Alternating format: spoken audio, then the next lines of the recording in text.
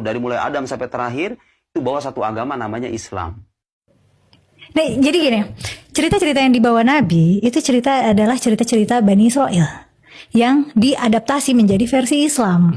Nabi Ibrahim jadi Islam, Nabi Musa jadi Islam, semua nabi-nabi Yahudi jadi Islam, Nabi Yakub jadi Islam, Nabi Isa jadi Islam gitu. Semua nabi-nabi terdahulu jadi Islam, yaitu ditertawakan sama orang Yahudi. Nah, karena itu lebih dari 2/3 kandungan Al-Quran itu sebenarnya menyangkut cerita, kisah, hukum, ataupun elemen-elemen dari umat-umat terdahulu yang juga direkam dalam kitab-kitab terdahulu, terutama the Bible, ya, baik itu Perjanjian Lama atau yang disebut dengan Hebrew Bible atau Alkitab Ibrani ataupun New Testament, Perjanjian Baru.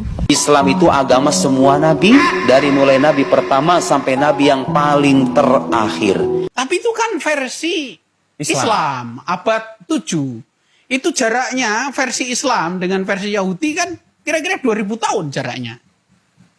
Dan itu kan bahasa Arab. Sedangkan ini bahasa Sumeria, bahasa Babilonia, bahasa Mesir.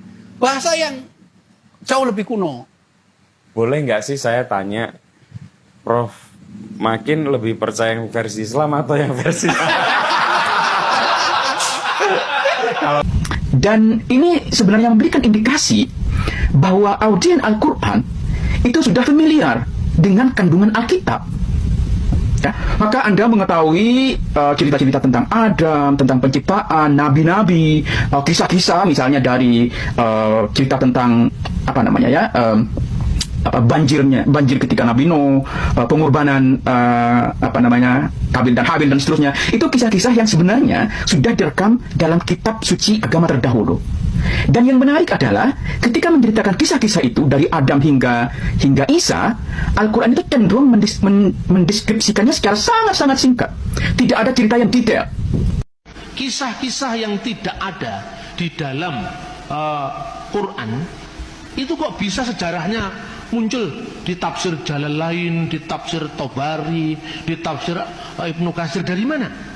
Sampai tahu bahwa cerita tentang Elias, cerita tentang Elisa, dari mana taunya? Kok sampai tahu bahwa istrinya bahwa ada keluarga Yohanes Pembaptis, Yahya, yang namanya Asba atau Elizabeth. Padahal di Quran nggak ada kata Elizabeth. Kok sampai muncul nama Elizabeth, dari mana coba?